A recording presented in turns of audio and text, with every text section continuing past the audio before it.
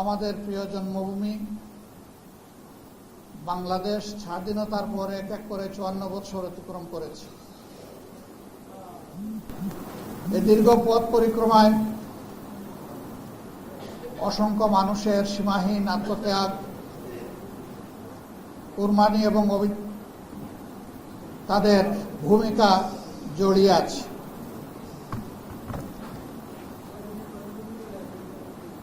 প্রিয় বাংলাদেশকে আজকের এই অবস্থায় আসা পর্যন্ত দেশের অভিযাত্রায় যারা যেখানে যে অবদান রেখেছেন তাদের সকলের প্রতি আমরা গভীর কৃতজ্ঞতা জ্ঞাপন করছি। ৭১-এর মুক্তিযুদ্ধ থেকে শুরু করে ২৪-এর গণ অভ্যুত্থান পর্যন্ত এই দীর্ঘ পথ পরিক্রমায় বাংলাদেশের অনেক কিছু অর্জন করার ছিল, হয়তোবা তার কিছু অর্জিত হয়েছে, কিন্তু একটি স্বাধীন দেশের নাগরিক হিসাবে জনগণের যে প্রত্যাশা ছিল সেই প্রত্যাশার মূল জায়গাগুলোই আজকে অপূরণ থেকে গিয়েছে। প্রিয় দেশের বুকে আইনের শাসন প্রতিষ্ঠিত হয়নি, নাগরিকদের মানবাধিকার নিশ্চিত হয়নি, দেশের স্বাধীনতা এবং সার্বভৌমত্বকে যারা দেশ শাসন করেছেন তারা সেইভাবে হেফাজত করতে পারেননি। দফায় দফায় বিরোধী দল এবং মতকে দমন করতে গিয়ে সেখানে মানুষের সমস্ত অধিকারকে লঙ্ঘন করা হয়েছে, দমন করা হয়েছে। অত্যন্ত নির্মম কায়দায় স্বাধীন একটি দেশে ২৪-এ যা ঘটেছে তার সাক্ষী বাংলাদেশের আপামর জনগণ সহ গোটা বিশ্ববাসী। এর আগে যারা ক্ষমতায় ছিলেন তারা টানা ১৫ বৎসর এই দেশকে দুঃশাসন উপহার দিয়েছিলেন। পুরাটা সময় জুড়ে মানুষ দুঃস্বপ্নের মধ্যে বসবাস করেছে। হাজারো জীবনের বিনিময়ে অসংখ্য মানুষের পঙ্গুত্ব বরণ করা, জেল এবং জুলুমের স্টিম রুলার এই জাতির উপর চাপিয়ে দেওয়া হয়েছিল। জাতির বিচক্ষণ গর্বিত নেতৃবৃন্দকে প্রতিহিংসার বশবর্তী হয়ে কাউকে বিচারিকভাবে হত্যা করা হয়েছে, আবার কাউকে বিনা বিচারে হত্যা করা হয়েছে। গুমের সংস্কৃতিতে নতুন করে বাংলাদেশে আয়নাগরের দুষ্ট সংস্কৃতি সংযোজন করা হয়েছে। জায়গায় জায়গায় আয়নাগর ছিল, এ বাস্তবতা আজকে কেউ অস্বীকার করে না। ইতিমধ্যে জাতিসংঘের ফ্যাক্ট ফাইন্ডিং কমিটি এবং মানবাধিকার কমিশন তারা জুলাই এবং আগস্টে ঘটে যাওয়া ঘটনাবলীর ব্যাপারে একটা রিপোর্ট পেশ করেছে। এই রিপোর্টে বিগত সরকারকে স্পষ্টভাবে দায়ী করা হয়েছে।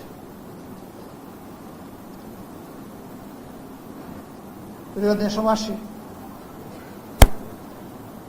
সাংবাদিক বন্ধুদের মাধ্যমে আমরা আপনাদেরকে জানাতে চাই যে আমরা সকলেই বর্তমানে একটা বিশেষ অবস্থায় জাতির একটি গুরুত্বপূর্ণ বাঁকে আমরা অবস্থান করছি। এই বাঁকটি সফলভাবে আমাদেরকে অতিক্রম করতে হবে ইনশাআল্লাহ। বিশেষ করে গত কয়েকদিন ধরে দেশে ঘটে যাওয়া অনেকগুলা ঘটনা প্রিয় দেশবাসীকে এবং এই দেশের মানুষ যারা প্রবাসে আছেন সবাইকে বিচলিত করে তুলেছে। আমরা বিচলিত না হলেও এদিকে সতর্ক দৃষ্টি রাখছি। একটি দায়িত্বশীল সংগঠন হিসাবে এই পরিস্থিতিতে জামাতে ইসলামী চুপ করে থাকতে পারে না। এই জন্য ইতিমধ্যেই আপনারা লক্ষ্য করেছেন বাংলাদেশ জামাতে ইসলামী দ্রুততম সময়ের মধ্যে নির্বাহী পরিষদের সভায় মিলিত হয়েছে। আমরা দেশের চলমান পরিস্থিতি নিয়ে বিস্তারিত আলোচনা করেছি। আলোচনার পরে আমরা উপসংহারে উপনীত হয়েছি সংঘাত এবং কাদা ছোড়াছুড়ির মধ্য দিয়ে জাতিকে আর অনিশ্চয়তার দিকে ঠেলে দেওয়া কোনো অবস্থায় সমীচীন হবে না। এই সংস্কৃতির অবসান হওয়া উচিত। এর জন্য প্রয়োজন অর্থবহ ডায়ালগ। এই দায়িত্বটা মূলত বর্তমান সরকারকেই নিতে হবে এবং তাদেরকে এই ডায়ালগের ব্যবস্থা করে দিতে হবে। সমস্যা যত বড়ই হোক, আমরা এটা বিশ্বাস করি যে আলোচনার মধ্য দিয়ে সন্তোষজনক সমাধানে পৌঁছা সম্ভব। বাংলাদেশ জামাত ইসলামী তার নিজস্ব অবস্থান থেকে ইতিমধ্যে কতিপয় পদক্ষেপ গ্রহণ করেছে। প্রথমত, নির্বাহী পরিষদের বৈঠক থেকে আমরা অন্তর্বর্তীকালীন সরকারকে আহ্বান জানিয়েছি সর্বদলীয় বৈঠক আহ্বান করার জন্য। জাতীয় স্বার্থকে প্রাধান্য দিয়ে আমরা আশা করি সেই বৈঠকে ভালো কিছু বের হয়ে আসবে। অতীতেও আমরা লক্ষ্য করেছি এ ধরনের পরিস্থিতিতে দেশ এবং জনগণ যখন মুখোমুখি হয়েছে তখন ডায়ালগের এই উদ্যোগও সফল হয়েছে। আমরা আশাবাদী আলাপ আলোচনার মধ্য দিয়ে সকল সমস্যার সমাধান করা সম্ভব।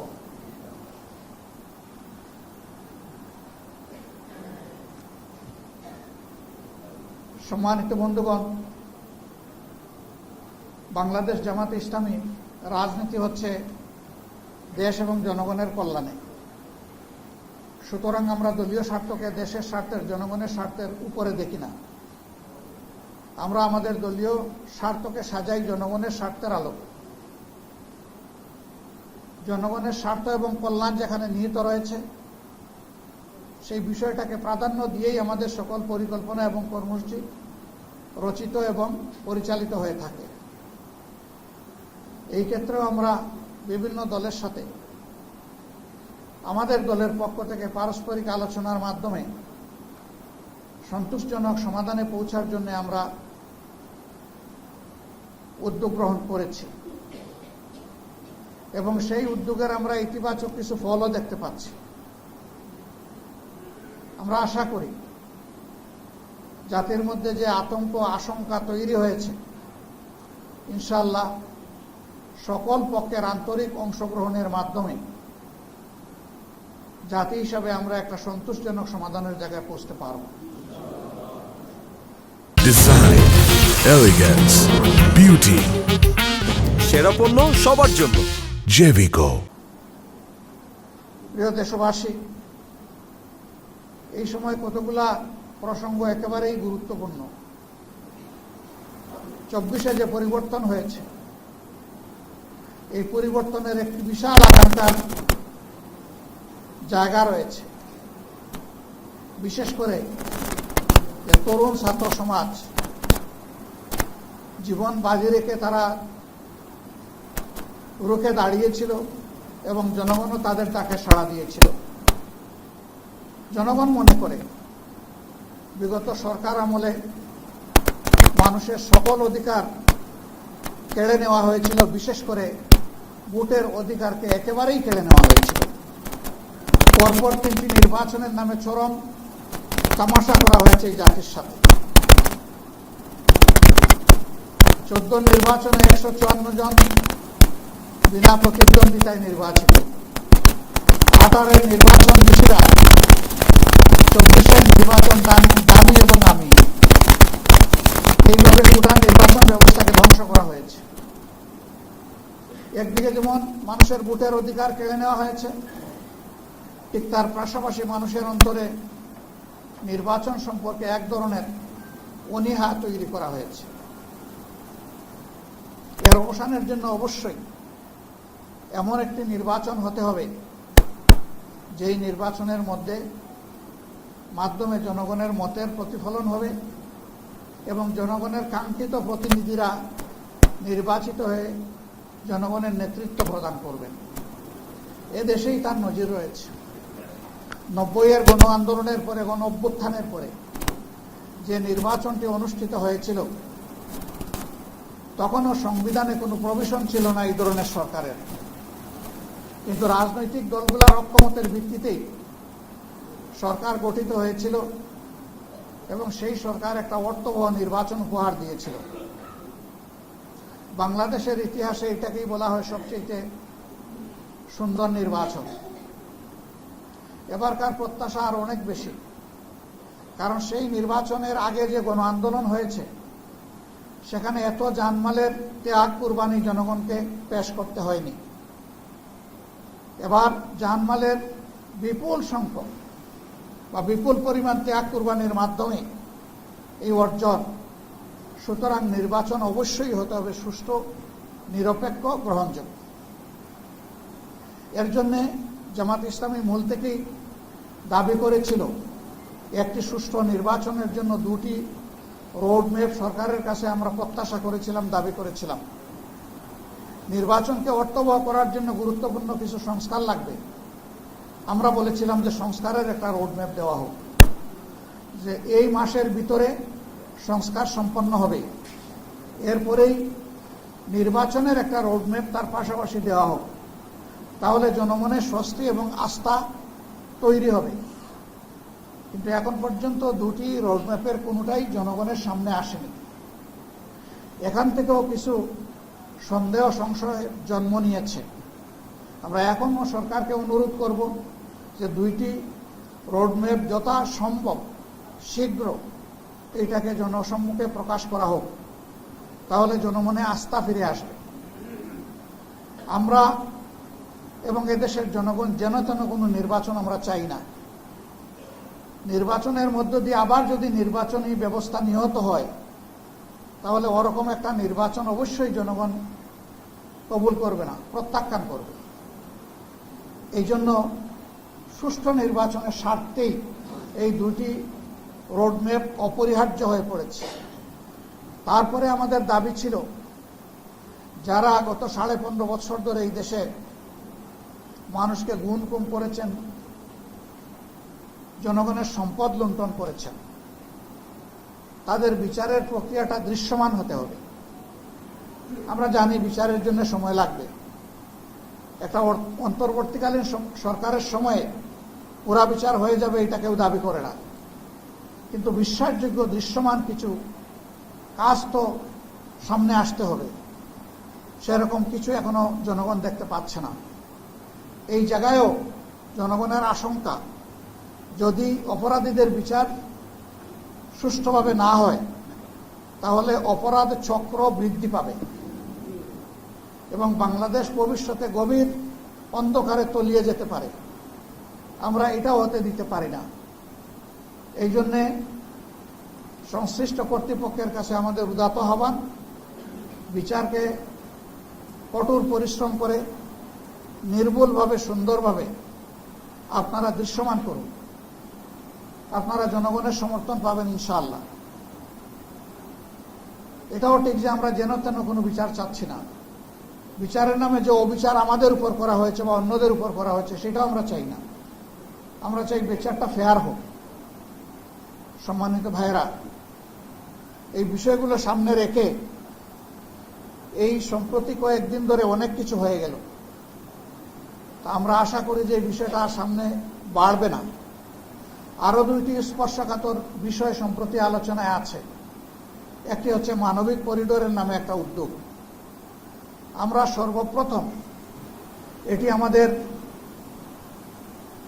নলেজে আসার সাথে সাথেই আমরা বলেছি এর সাথে জাতীয় নিরাপত্তার বিষয় জড়িত। সুতরাং এই বিষয়টি ভেবে চিন্তে আগাতে হবে। হুট করে এটাতে কোনো কিছু করা যাবে না। এখন দেশে পার্লামেন্ট নাই। একটা অন্তর্বর্তীকালীন সরকার উপদেষ্টা পরিষদের মাধ্যমে পরিচালিত হচ্ছে।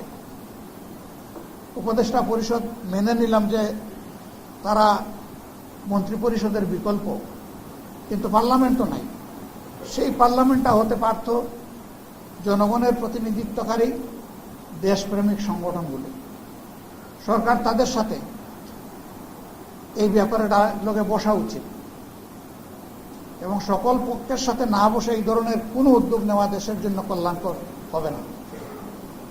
আমরা আশা করব যে এই ব্যাপারে সরকার যথাযথ গুরুত্ব দেবেন এবং রাজনৈতিক দলসমূহের সাথে বসে, আরো যারা অংশীদার আছেন তাদের সাথে বসে, যারা সিকিউরিটি এক্সপার্ট আছেন তাদের সাথে বসে এই বিষয়ে সিদ্ধান্ত নেওয়া যেতে পারে। অথবা বিষয়টি যেহেতু অনেক বড়, এটাকে পরবর্তী নির্বাচিত সংসদের উপর ছেড়ে দেওয়া যেতে পারে, সেটাই উত্তম হবে। বন্দর ব্যবস্থাপনারও একটা বিষয় সামনে এসেছে। এটা একটা বিশাল বিষয়। আমাদের দেশের লাইফলাইন হলো চট্টগ্রাম বন্দর থেকে সারা দেশ। এটি আমাদের প্রধান সমুদ্র বন্দর। এই বন্দরে উপরে নির্ভর করছে বাংলাদেশের অনেক কিছু। গোটা বৈদেশিক বাণিজ্য এটার উপর 70% ঊর্ধ্বে নির্ভরশীল।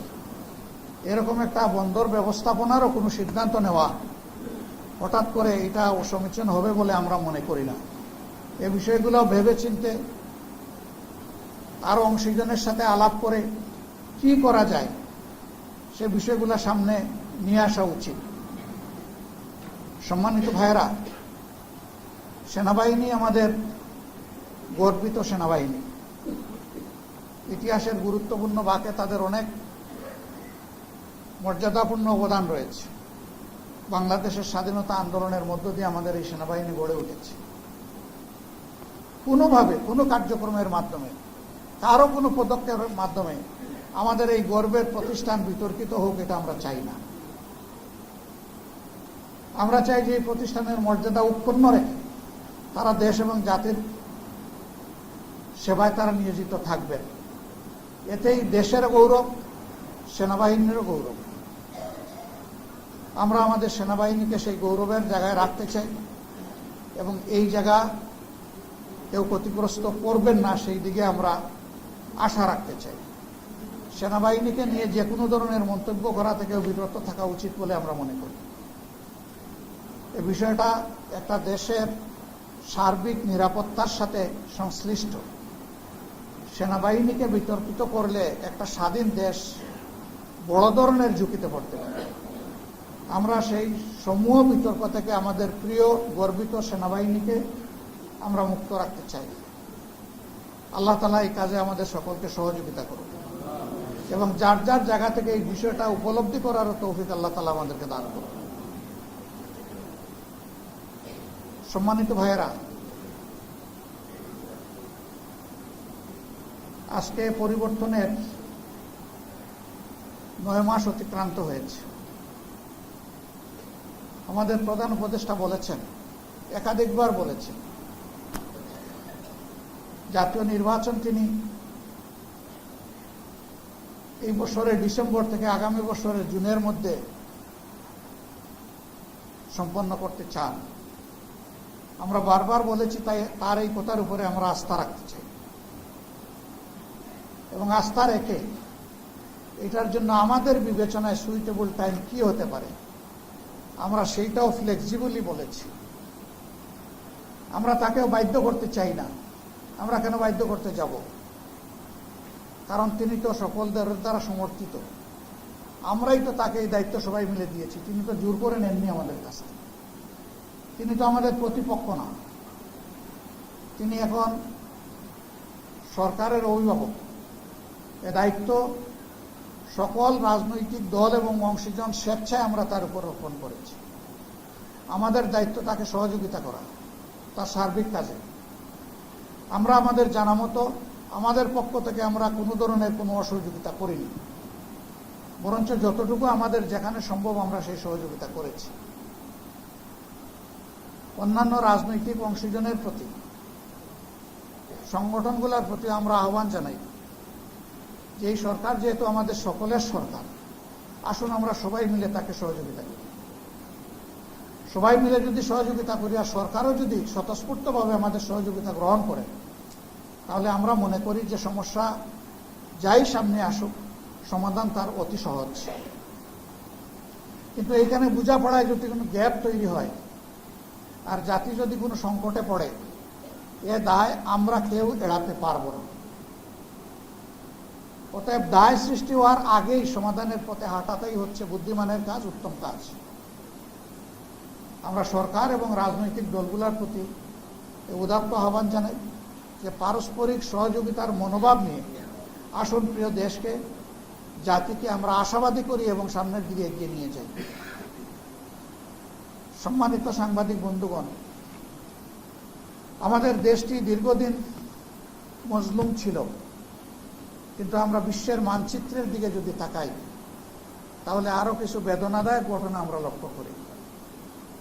ফিলিস্তিন দশকের পর দশক, গাজা বছরের পর বছর আজকে দারুণভাবে নির্যাতিত এবং নিষ্পেষিত।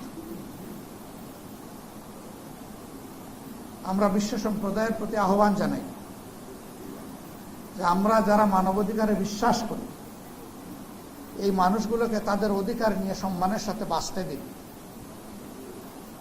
তার অধিকার যদি হরণ করেন তাহলে মানবাধিকারের কথা আমাদের মুখে মানায় না।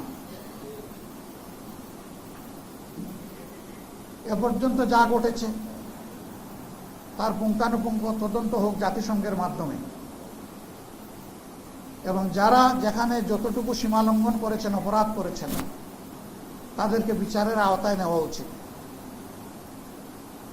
যুদ্ধ বিরতি নয়, যুদ্ধ বন্ধ। আমাদের দাবি যুদ্ধ বিরতি নয়। বিরতির মানে এরপরে বিরতি দিয়ে আবার শুরু করে দেবে, এটাই হচ্ছে। আমরা যুদ্ধ বিরতি চাই না, আমরা যুদ্ধ বন্ধ চাই। কোনো যুদ্ধ না হোক। এটা বিশ্বসভার উদ্যোগেই, জাতিসংঘের উদ্যোগেই, এটাও ডায়ালগের মাধ্যমে সকল সমাধান করা সম্ভব। বিশ্বের অধিকাংশ দেশ এখানে দ্বিরাষ্ট্রের থিওরিকে সমর্থন জানিয়েছে। সেটাকে যৌক্তিকভাবে আলোচনার মাধ্যমে সমাধানে পৌঁছা উচিত। তা না করে আবাল বৃদ্ধ বনিতা, শিশু এবং নারীদের লাশ এবং রক্ত দিয়ে গোটা গাজা এবং ফিলিস্তিনকে ভরে দেওয়া হবে, এটা মানব জাতির বিবেকবান অংশ হিসেবে আমরা মানতে পারি না, কখনো মেনে নেব না। আমরা দাবি করি যে এখন এগুলো বন্ধ হওয়া উচিত। যাদেরকে নিষ্পাপ মানুষকে নির্মমভাবে হত্যা করা হয়েছে, আমরা তাদের পরিবার পরিজনের প্রতি গভীর সমবেদনা জানাই এবং আল্লাহর দরবারে দোয়া করি আল্লাহ তাদেরকে শহীদ হিসাবে কবুল করুন। মুহূর্তের যন্ত্রণা নিয়ে যারা এখন চলছেন, রব্বুল আলামিন তাদেরকেও সুস্থতার নিয়ামত এনায়েত করুন এবং এই সমস্যার সমাধান হোক, আমরা দোয়া করি। সিরিয়াকে নিয়ে নতুন অনিশ্চয়তা যেটা দেখা দিয়েছে, এটা এখানেই থেমে যাওয়া উচিত। সিরিয়ার জনগণকে তাদের ভাগ্য নির্ধারণ করার সুযোগ দেওয়া উচিত। বাইরের হস্তক্ষেপ বন্ধ করা উচিত। সকল হস্তক্ষেপ বন্ধ করে আমরা নিজের দেশকে যেভাবে নিজে চালাতে চাই, সিরিয়াবাসীকেও তাদের দেশ তাদেরকে চালানোর অধিকার দেওয়া উচিত। সেখানে যে কোনো ধরনের হস্তক্ষেপ আসলেই অগ্রহণযোগ্য। আমাদের দেশ কয়েক দশক ধরে পার্শ্ববর্তী মায়ানমারের আরাকানে যারা এক সময় বংশ পরম্পরায় জন্মসূত্রে বসবাস করে সে দেশের নাগরিক ছিলেন, যুগের পর যুগ, এমনকি শতাব্দীর পর শতাব্দী অত্যন্ত নির্মমভাবে তাদের উপর কষাঘাত করে জোর করে বাংলাদেশে তাদেরকে ফেলে দেওয়া হয়েছে। অসংখ্য মানুষকে খুন করা হয়েছে, মা বোনদেরকে বেইজ্জত করা হয়েছে, অসংখ্য মানুষের ঘর বাড়ি সহায় সম্পত্তি জ্বালিয়ে পুড়িয়ে কেড়ে নিয়ে তাদেরকে নিঃস্ব করে দেওয়া হয়েছে। এই সমস্যাটা অবশ্যই মানবিক যুক্তিপূর্ণ সমাধান হওয়া উচিত এবং আমরা মনে করি তাদেরকে তাদের নিজ দেশে মর্যাদার সাথে, নিরাপত্তার সাথে ফিরিয়ে নেওয়ার মধ্যেই একমাত্র সমাধান নিহিত রয়েছে। বাংলাদেশের মতো একটা ছোট্ট দেশের বুকে তাদেরকে ধারণ করা যুগের পর যুগ, আসলেই দেশের জন্য এটি একটি ঝুঁকির ব্যাপার। আমরা বিশ্ব সম্প্রদায়কে অনুরোধ করব, রিলিফের নামে যে সহযোগিতা দিচ্ছেন তার জন্য আমরা অভিনন্দন জানাই, কিন্তু এটা প্রকৃত কোনো সমাধান নয়। সমাধান হবে তাদেরকে তাদের দেশে গর্বের সাথে, সম্মানের সাথে এবং নিরাপত্তার সাথে ফিরিয়ে দেওয়ার ব্যবস্থা করা। আমরা এই ক্ষেত্রে বিশ্বের সকল শান্তিকামী রাষ্ট্রের আমরা সহযোগিতা প্রত্যাশা করি। সম্মানিত সাংবাদিক বন্ধুগণ এবং মজলিসে শুরার সদস্যবৃন্দ, বাংলাদেশ জামাতে ইসলামী একটি দায়িত্বপরায়ণ সংগঠন হিসাবে আমি আগেই বলেছি যে আমরা আমাদের সকল কর্মসূচি পরিকল্পনা জনকল্যাণের স্বার্থে নিয়ে থাকি। এই সময়টা বিশেষ করে আপনারা যারা এখানে এসেছেন, তৃণমূলের নেতৃত্ব আপনারা প্রদান করে থাকেন। পুরা সংগঠন এই সময় আমাদের প্রত্যেকটি সদস্য যেন দায়িত্বশীল আচরণ করেন, সেই দিকে সংগঠনকে খেয়াল রাখতে হবে। কোন স্তরে আমাদের দ্বারা সমাজের সৌন্দর্য এবং শৃঙ্খলার কোনো হানি হয়, শান্তি বিনষ্ট হয়, আমাদের একজন সমর্থকও যেন সেই কাজে না জড়াতে পারে, সেই ব্যাপারে আমি আপনাদের সকলকে সতর্ক আন্তরিক দৃষ্টি রাখার জন্য অভিভাবক হিসাবে আপনারা অভিভাবক হয়েই দৃষ্টি রাখবেন, সেই প্রত্যাশা আপনাদের কাছে ব্যক্ত করি। সম্মানিত সহকর্মীবৃন্দ, বাংলাদেশকে জনপ্রত্যাশার জায়গায় পৌঁছে নেওয়ার জন্য আমাদের প্রিয় সংগঠনটি অনেক ত্যাগ স্বীকার করেছে। আরো ত্যাগ স্বীকারের জন্য আমাদেরকে প্রস্তুত থাকতে হবে। আমরা সব কিছুর বিনয়ে চাই আল্লাহ তাআলার দেওয়া বিধান, যে বিধান সমস্ত মানুষ নয়, সমস্ত সৃষ্টির কল্যাণে নাজিল করা হয়েছে, এই বিধানের মাধ্যমেই বাংলাদেশের আগামীর ফয়সালা হোক, সেটা আল্লাহর কাছে আমরা দোয়া করি। এই বিধানের আওতায় বাংলাদেশের প্রত্যেকটি নাগরিক, তিনি যে দল বা ধর্মের হোক না কেন, অবশ্যই তিনি নিরাপত্তা লাভ করবেন। জীবনের নিরাপত্তা, ইজ্জতের নিরাপত্তা, সম্পদের নিরাপত্তা, তার পাশাপাশি সকল মানবিক এবং নাগরিক অধিকার নিয়ে মর্যাদার সাথে এদেশে বসবাস করার অধিকার কেবল আল্লাহ তাআলার বিধানই মানুষকে নিশ্চিত করতে পারে। এই জন্যই আমাদের লড়াই, আমাদের সংগ্রাম, আমাদের চেষ্টা প্রচেষ্টা। আমরা শান্তিপূর্ণভাবে সমাজের এই রূপান্তর চাই। এই জন্যে দেশপ্রেমিক সকল শক্তির কাছে, ব্যক্তির কাছে আমাদের আকুল আবেদন, এই প্রক্রিয়ায় তারা যেন এগিয়ে এসে আমাদেরকে সহায়তা করে একটি দুর্নীতিমুক্ত মানবিক কল্যাণ রাষ্ট্র গড়ার কাজে তারাও যেন গর্বিত অংশীদার হন। এই জন্য জনগণের সমর্থন, ভালোবাসার পাশাপাশি আমরা প্রিয় জনগণের কাছে উত্তম পরামর্শ এবং আমাদের কাজের যৌক্তিক সমালোচনাও আমরা কামনা করি। এর মধ্য দিয়ে ইনশাআল্লাহ এই লক্ষ্য উদ্দেশ্যকে সামনে রেখে জামাত ইসলামী সহ যারাই বাংলাদেশে কাজ করছেন, আমরা সবাই মিলে একটি সোনালী সমাজ, সত্যিকারে একটা স্বাধীন দেশে যে মর্যাদাপূর্ণ সমাজ গড়ে ওঠা দরকার, তা আশা করি আল্লাহ তাআলার রহমতে এবং জনগণের সহযোগিতায় আমরা গড়ে তুলতে সক্ষম হব ইনশাআল্লাহ। এই প্রত্যাশা ব্যক্ত করে সাংবাদিক বন্ধুরা সাধারণত এই সময়ে তাদের জন্য একটা যুদ্ধ, তারা গভীর রাত পর্যন্ত দায়িত্ব পালন করেন, পেশাগত দায়িত্ব। দিবসের এই প্রথম অংশটা তারা একটু বিশ্রাম নেন। আমরা আপনাদেরকে কষ্ট দিয়ে অতি সকালে আজকে এখানে নিয়ে এসেছি। আল্লাহ তাআলা এই জন্য আপনাদেরকে উত্তম প্রতিদান দান করুক, আমরা দোয়া করি।